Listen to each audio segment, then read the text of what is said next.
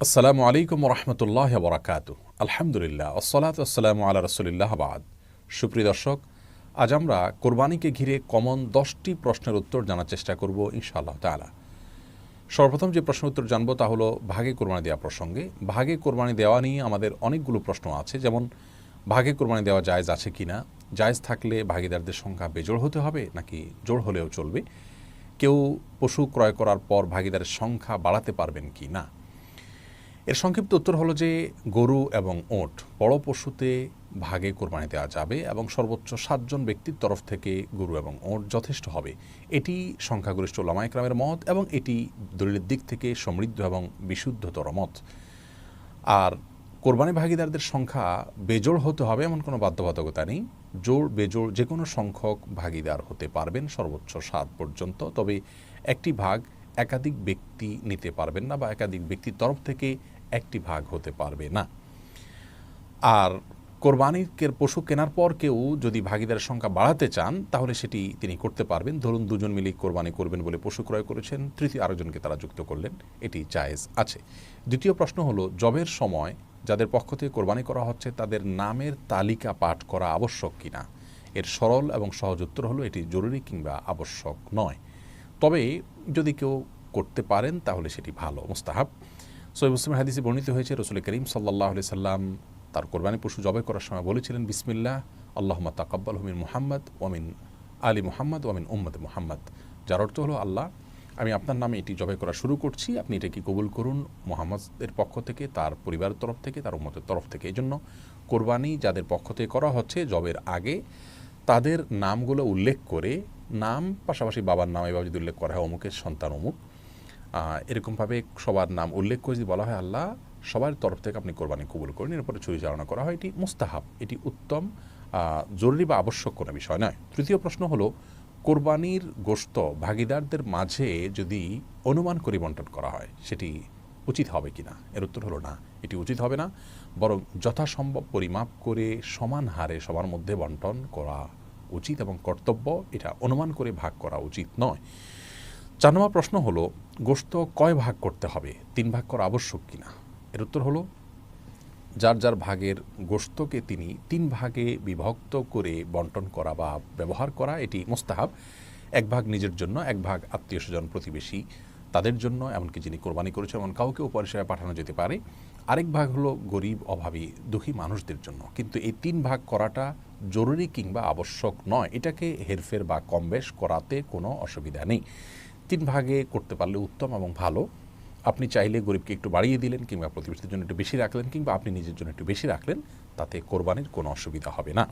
5 নম্বর প্রশ্ন হলো ঋণ করে কোরবানি করা যাবে কি না। এর সরল উত্তর হলো ঋণ করে কোরবানি করা যাবে যদি আপনি পরবর্তী ঋণ পরিশোধের ব্যবস্থা থাকে, আপনি সেই জায়গা থেকেই ঋণ পরিশোধ করে দিবেন, এরকম আশা যদি থাকে আপনি অবশ্যই ঋণ করে কোরবানি করতে পারবেন। তবে ঋণ করে কোরবানি করা কারোর জন্য আবশ্যক নয়। আপনি যদি অভাবী হন ঋণ করে কোরবানি আপনার জন্য করা উচিত হবে না, যদি ঋণ পরিশোধের আপাত দৃষ্টিতে আপনার কাছে কোনো ব্যবস্থা না থাকে এবং যার কাছে ঋণ করছেন তাকে যদি আপনি ঘোরাতে হয় সে আশঙ্কা থাকে, তাহলে ঋণ করে কোরবানি না করাই উচিত।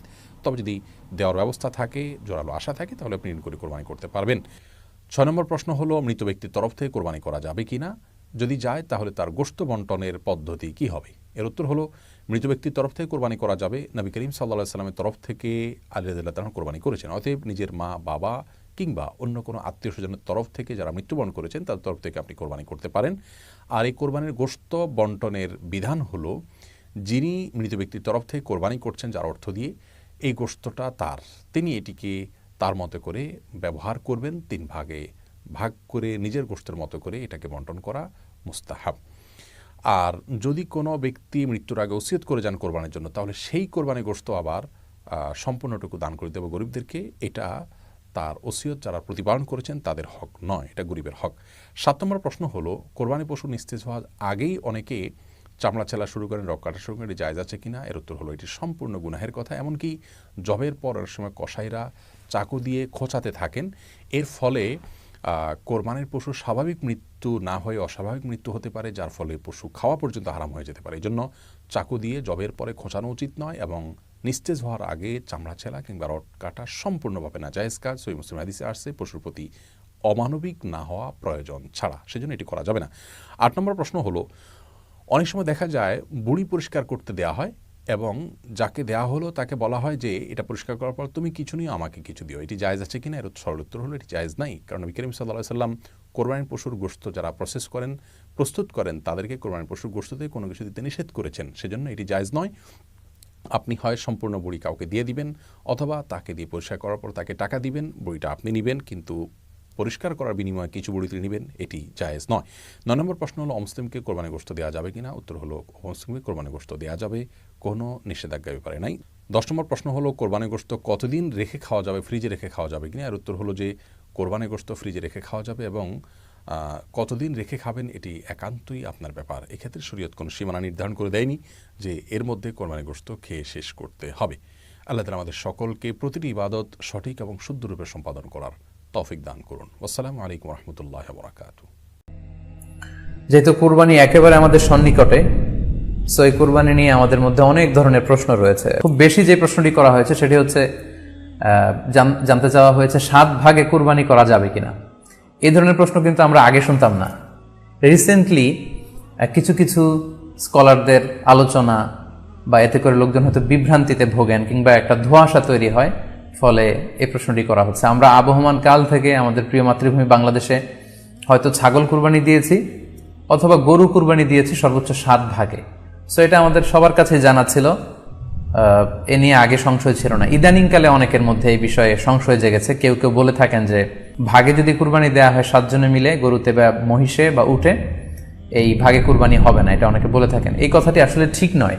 আপনি যদি ভাগে কুরবানি দিতে চান এটি জায়েজ আছে, এবং একটি উটে বা মহিষে বা গরুতে আপনি সর্বোচ্চ 7টি ভাগে কুরবানি দিতে পারবেন ইনশাআল্লাহ।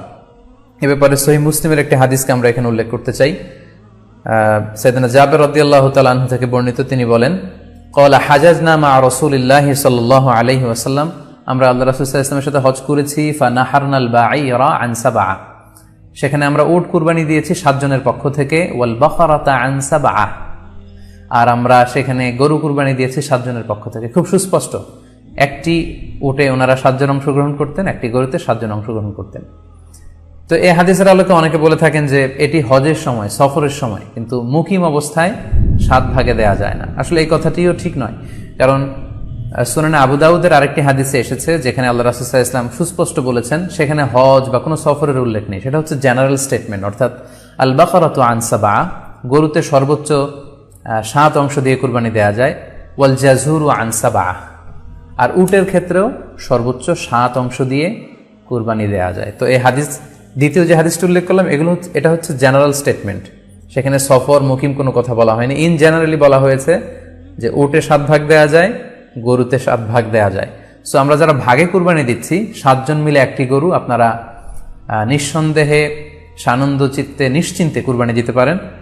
সহিহ হাদিসের আলোকে এটি সাব্যস্ত, এতে কোনো সমস্যা নেই ইনশাল্লাহ। তবে ভাগে কুরবানিতে কিংবা যৌথ কুরবানিতে কয়েকটি বিষয় আমাদেরকে খেয়াল রাখতে হবে। নাম্বার 1 হচ্ছে নিয়ত। আপনাদের ইন্টেনশনটা ক্লিয়ার হতে হবে। প্রত্যেকেরই যাতে একই ইন্টেনশন থাকে, সবারই যাতে ইন্টেনশন থাকে যে শুধুমাত্র আল্লাহ তাআলার সন্তুষ্টির জন্য আমরা এই কুরবানি দিচ্ছি। এখানে কয়েকজনের যদি ইন্টেনশন থাকে যে আল্লাহর সন্তুষ্টি, অন্যজনের যদি নিয়তে ঝামেলা থাকে, তাহলে কিন্তু কুরবানিটা প্রশ্নবিদ্ধ হয়ে যাচ্ছে। কারণ ইন্নামাল আমালু বিন্নিয়াত, ইয়ানি ইন্নামা সাওয়াবুল আমালি বিন্নিয়াত, সমস্ত কাজের প্রতিদান দেয়া হবে আপনার ইন্টেনশন বা নিয়তের উপর ভিত্তি করে। সো এজন্য যারা খুব বেশি মুখলেস, খুব বেশি মুত্তাকি, তারা অনেক সময় যৌথ কুরবানি দিতে চান না। তাদের সামর্থ্য না থাকলে ছোট একটা ছাগল দিয়ে তারা একাকি কুরবানি দিতে চান। এটা safe, he want to be in the safer side.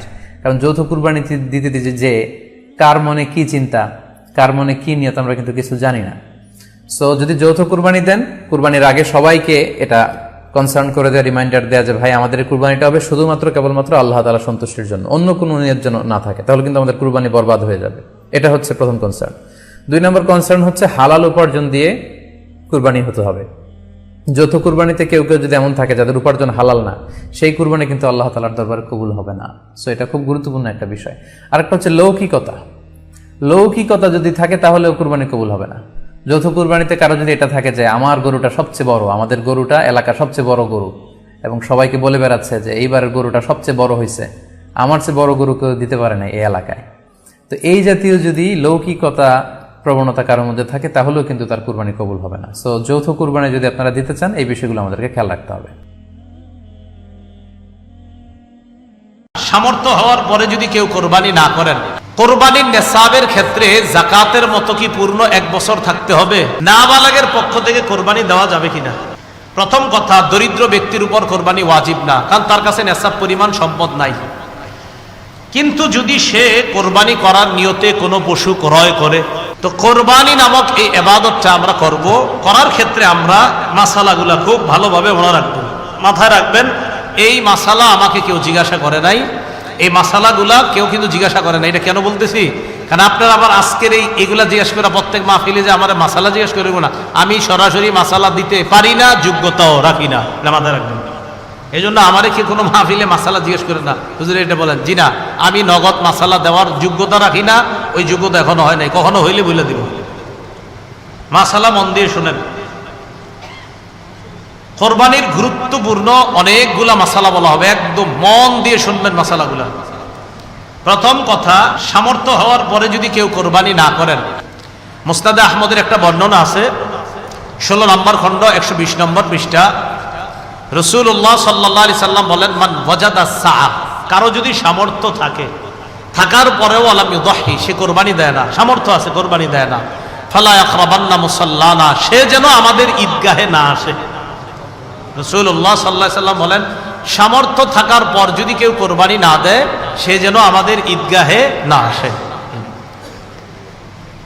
এখন কোরবানি কার উপর ওয়াজিব, খুব মন দিয়ে শুনবো আমরা। প্রাপ্তবয়স্ক সুস্থ মস্তিষ্ক সম্পন্ন ব্যক্তি, প্রাপ্তবয়স্ক সুস্থ মস্তিষ্ক সম্পন্ন ব্যক্তি, সে যদি নেসাব পরিমাণ মালের মালিক হয়, তার উপর কোরবানি দেওয়া ওয়াজিব।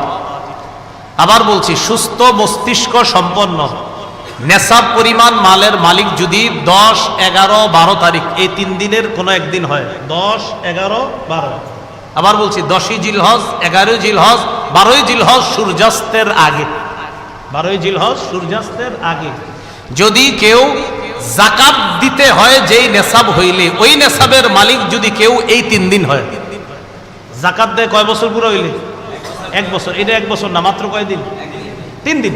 হ্যাঁ, 3 দিন, 10, 11, 12 জিলহজ, এই 3 দিন যদি সুস্থ মস্তিষ্ক সম্পন্ন বালেগা নারী পুরুষ, তাদের কাছে যদি নেসাব পরিমাণ সম্পদ থাকে, তাদের উপর কোরবানি দেওয়া ওয়াজিব। মনে থাকবে তো? আল্লাহ আমল করার তৌফিক দান করেন।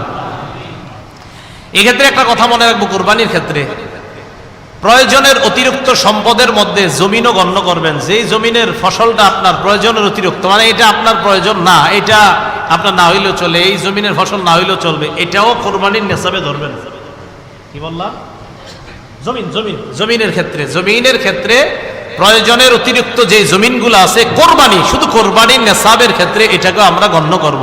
আল্লাহ বুঝার তৌফিক দান করেন। অনেকেই আছে কিন্তু আপনার নেসাবের মাল আছে, হয় এই 3 দিনে হয়ে যায় অনেকের, মাশাআল্লাহ। তো যাই হোক, আপনারা তো জানেন কাদের হবে কাদের হবে না, এই জন্য চেষ্টা করা, অন্তত একটা খাসি বকরি দিয়ে দিলেই তো হয়। এরপরের মাসালাটা আমরা মন দিয়ে শুনবো। নেসাব স্বর্ণের ক্ষেত্রে 52.5 তোলা স্বর্ণ, স্বর্ণের ক্ষেত্রে 7.5 ভরি স্বর্ণ, রূপার ক্ষেত্রে 52.5 তোলা রূপা, 7.5 ভরি স্বর্ণ অথবা 52.5 ভরি রূপা, 7.5 ভরি স্বর্ণ, আর রূপার ক্ষেত্রে 52.5 ভরি বা তোলা, যেটা বলেন, ভরি বললেও হবে, রূপা।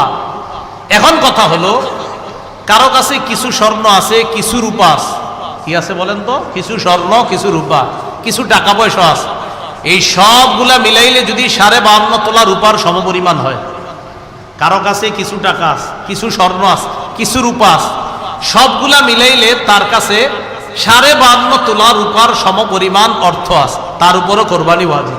বুঝছেননি? কারো কাছে কিছু স্বর্ণ, কিছু রূপা, কিছু টাকা পয়সা, এই সবগুলা মিলাইলে যদি 52.5 তোলা রূপার সমপরিমাণ টাকা হয়, এক্ষেত্রে স্বর্ণ বলবো না, 52.5 তোলা রূপার সমপরিমাণ যদি অর্থ হয়, তার উপরও কোরবানি ওয়াজিব। আল্লাহ আমল করার তৌফিক দান করেন। মাসালা, কোরবানির নেসাবের ক্ষেত্রে যাকাতের মতো কি পূর্ণ 1 বছর থাকতে হবে? না, পূর্ণ 1 বছর থাকতে হবে না। কোরবানির নেসাব শুধুমাত্র আপনার 10, 11, 12 এই 3 দিন জিলহজের আর জিলহজের 12 তারিখ কি পর্যন্ত জানি? হ্যাঁ, সূর্যাস্ত পর্যন্ত, এই 3 দিন। এবার আসেন নাবালেগের কোরবানি। নাবালেগের পক্ষ থেকে কোরবানি দেওয়া যাবে কিনা? নাবালেগ যদি নেশাব পরিমাণ মালের মালিক হয়, নাবালেগ যদি নেশাব পরিমাণ মালের মালিক হয়, শিশু কিশোর অথবা সুস্থ মস্তিষ্ক সম্পন্ন ব্যক্তি না, এমন ব্যক্তির টাকা পয়সা আছে। একটা ব্যক্তির মাথা ঠিক নেই, 3 তলা 4 তলা বাড়ি আছে, কথার কথা, এর নামে আছে, হয়তো অন্যরা তাকে দেখাশোনা করে, তাহলে শিশু কিশোর তাদের টাকা আছে কোরবানি দেওয়ার মতো, নেশাব পরিমাণ মালের মালিক তারা। আরেকজন যার সুস্থ মস্তিষ্ক নাই কিন্তু টাকা আছে, নেশাব পরিমাণের মাল, এই সম্পদ আছে যেটা দিয়ে কোরবানি দেওয়া যায়, তাদের উপর কোরবানি ওয়াজিব না। বলেন তাদের উপর কোরবানি? তাহলে বলেন তো, কোনো শিশুর নেশাব পরিমাণ মাল আছে, কোরবানি ওয়াজিব না। কোন অসুস্থ যার মস্তিষ্কটা সুস্থ না, তারও নেশাব পরিমাণ মাল আছে, কোরবানি ওয়াজিব। কারণ কোত্থেকে বের হয়েছে? বর্তমান হিসাব অনুযায়ী প্রায় 78 কিলোমিটারের কাছাকাছি। 78 কিলোমিটার, কিলো যেটা আপনাদের এই রাস্তাঘাটে এখন লাগায় রাখে কিলো, তাহলে 48 মাইল। বলেন 48 মাইল, আর কিলো হইলে প্রায় 78 কিলোর কাছাকাছি। যদিও 72 কিলো অনেকে বলে, কিন্তু আসল সম্ভবত আপনার সঠিক মাসালাটা হবে 78 কিলোর কাছাকাছি হওয়া। এরপর ওলামায়ে কেরাম আছেন, তাহকিক করার তো অবশ্যই সুযোগও থাকে। তো যাই হোক, 48 মাইল তো মনে থাকবে, 48 মাইল, এটা ঠিক আছে। তো কেউ 48 মাইল দূরত্বে যাওয়ার নিয়ত করে গন্তব্য থেকে বের হয়েছে, আর কিলো অনুযায়ী বললাম কত? প্রায় 78 কিলোমিটার। এই পরিমাণ যাওয়ার নিয়তে বের হয়েছে, তার উপর কোরবানি ওয়াজিব না। তার উপর কোরবানি ওয়াজিব না, না, তার উপর কোরবানি ওয়াজিব না। এরকম মুসাফিরের উপর কোরবানি ওয়াজিব না। নাবালেগের পক্ষ থেকে যদি বাপ কোরবানি দিয়ে দেয়, কোনো বাবা টাকা আছে, সে তার নাবালেগ সন্তানের পক্ষ থেকে যদি কোরবানি দেয়, হয়ে যাবে, সওয়াব হবে, আদায় হবে। কোন বাবা তার নাবালেগ সন্তানের পক্ষ থেকে কোরবানি দিলে কোরবানি হয়ে যাবে। বলেন এটা মুস্তাহাব। বলেন হুকুমটা কি? এই আমলটা যে করবে বাবা শিশুর পক্ষ থেকে, এটার নাম ওয়াজিব হবে না মুস্তাহাব? হ্যাঁ, মুস্তাহাব। কোন নাবালেগের পক্ষ থেকে তার বাবা যদি কোরবানি দিয়ে দেয়, বলেন তো আপনারা এটার হুকুমটা কি হবে? মুস্তাহাব। মাশাআল্লাহ। দরিদ্র ব্যক্তির কোরবানির হুকুম, এটা একটু মন দিয়ে শুনেন। দরিদ্র ব্যক্তির কোরবানির হুকুমটা খুব মন দিয়ে শুনেন। প্রথম কথা, দরিদ্র ব্যক্তির উপর কোরবানি ওয়াজিব না, কারণ তার কাছে নেশাব পরিমাণ সম্পদ নাই। কিন্তু যদি সে কোরবানি করার নিয়তে কোনো পশু ক্রয় করে, আপনি কে কইছে কিনতে, কিন্তু আপনি কিনছেন, দরিদ্র ব্যক্তি, তার উপর কোরবানি ওয়াজিব না, কিন্তু উনি কোরবানির নিয়তে একটা পশু কিনছে, তাহলে কোরবানি ওয়াজিব হয়ে যাবে এটা দেওয়া। দরিদ্র ব্যক্তি যার উপর কোরবানি ওয়াজিব না, তিনি যদি কোরবানির নিয়তে পশু ক্রয় করে, তার জন্য এই কোরবানি পশুটা কোরবানি করা ওয়াজিব হয়ে যায়। মনে থাকবেনি? তাহলে বলেন তো, দরিদ্র ব্যক্তির উপর কি কোরবানি ওয়াজিব না? যদি কিনে, তাহলে ওই পশু কোরবানি করা কি হয়ে যায়? ওয়াজিব হয়ে যায়। আল্লাহ বুঝার তৌফিক দান করেন। যে কোন ইবাদত আল্লাহ রাব্বুল আলামিনের কাছে গ্রহণ হতে হলে দুইটা শর্ত, আখলাসুহু ওয়া ইন কানা সাওয়াবান ওয়া লাম ইয়াকুন খালিসান লাম ইউকবাল হাত্তা ইয়াকুনা খালিসান ওয়া সাওয়াবান। আল খালিস আন ইয়াকুনা লিল্লাহ ওয়াস সাওয়াবু আন ইয়াকুনা আলা সুন্নাহ। খুবই গুরুত্বপূর্ণ কথা,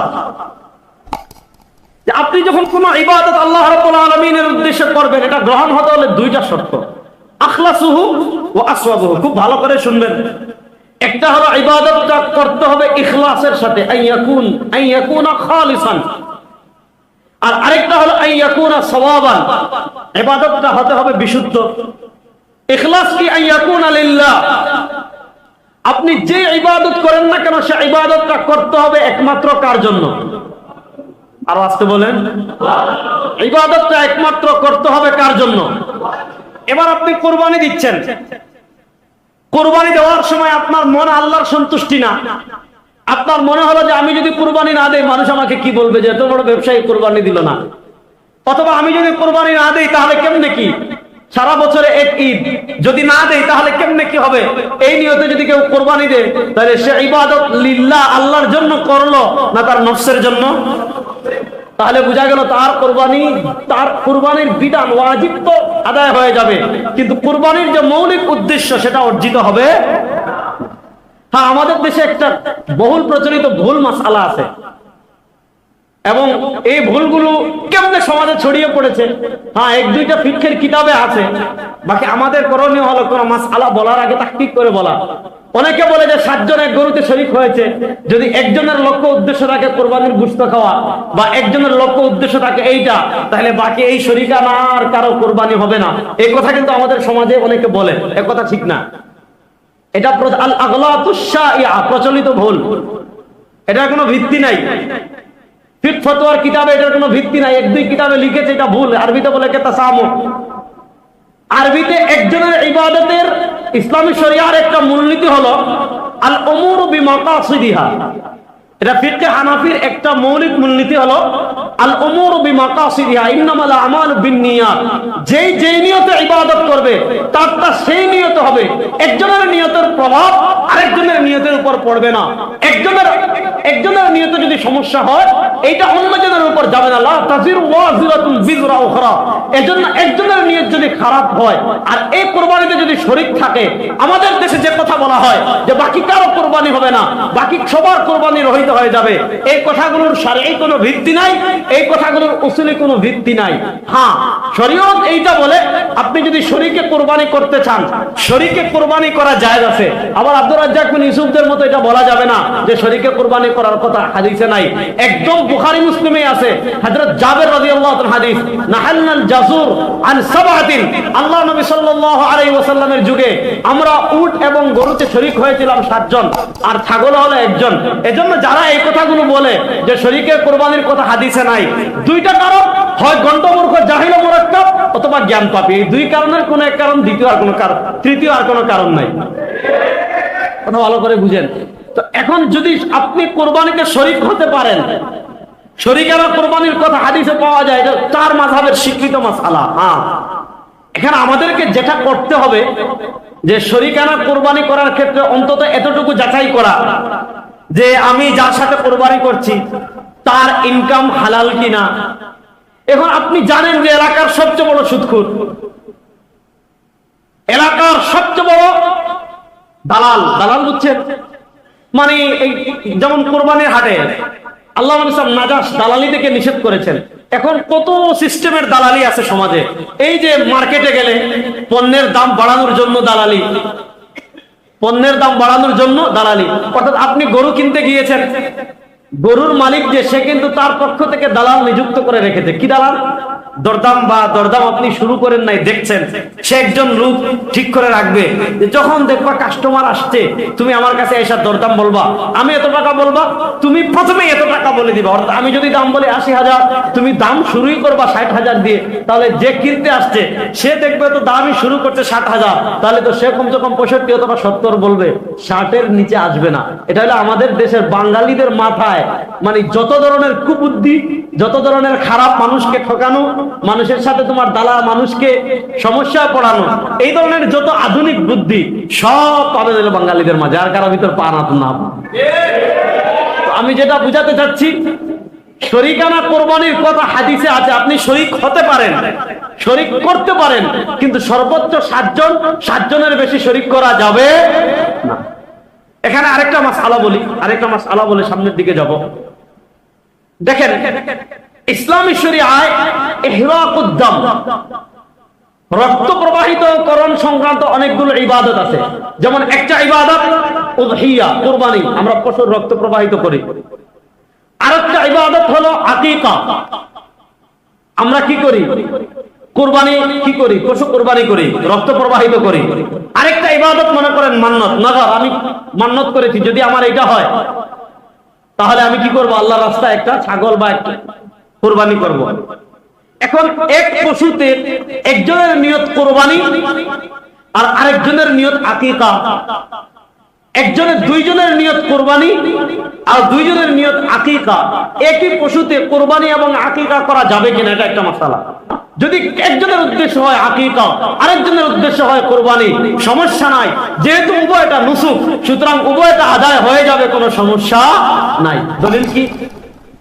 দলিল আমাদের উস্তাদ মুহতারাম মাওলানা মোহাম্মদ আব্দুল মালিক হাফিজাহুল্লাহ, ওনার মাসিক আল কাউসারে একবার একটা আর্টিকেল এসেছিল, লম্বা আলোচনা, আমি একটা দলিল শুধু পর্যালোচনা করব।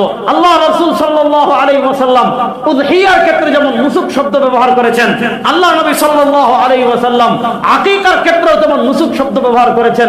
মান আরাদা ইয়ানসুকা, আল্লাহ নবী সাল্লাল্লাহু আলাইহি ওয়াসাল্লাম বলেন, যে ব্যক্তি কুরবানি করতে চাইবে, এই কুরবানি মানে হলো আকীকা। ফাআনিল গুলামি শাতান ওয়া আনিল জারিয়াতি শাতুন, আল্লাহ নবী সাল্লাল্লাহু আলাইহি ওয়াসাল্লাম বলেন কুরবানি মানে আকীকা। যদি কেউ কুরবানি করতে চায় অর্থাৎ আকীকা করতে চায়, তাহলে বাচ্চার পক্ষ থেকে 2টা ছাগল দিয়ে করবে।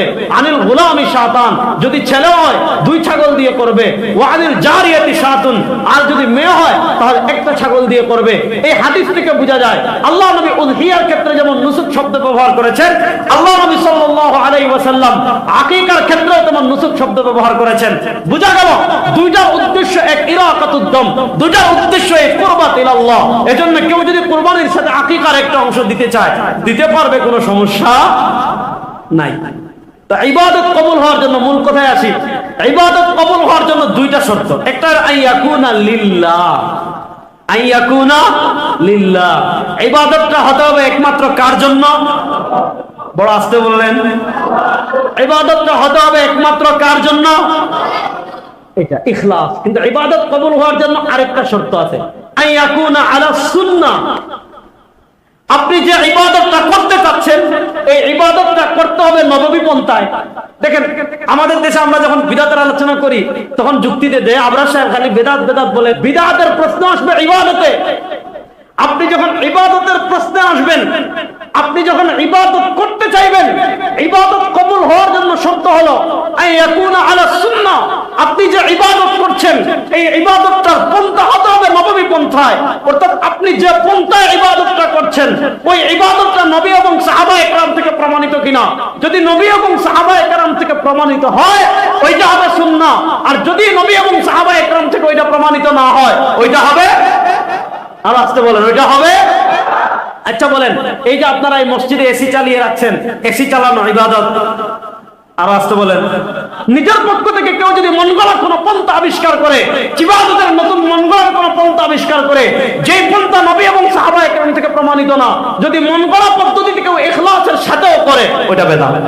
এখন উযহিয়া কুরবানি, কুরবানি এটা ইসলামী শরীয়তের ওয়াজিব একটা বিধান। খুব মনোযোগ দিয়ে বুঝেন, কুরবানি এটা ওয়াজিব একটা বিধান। কেন বললাম শুনেন।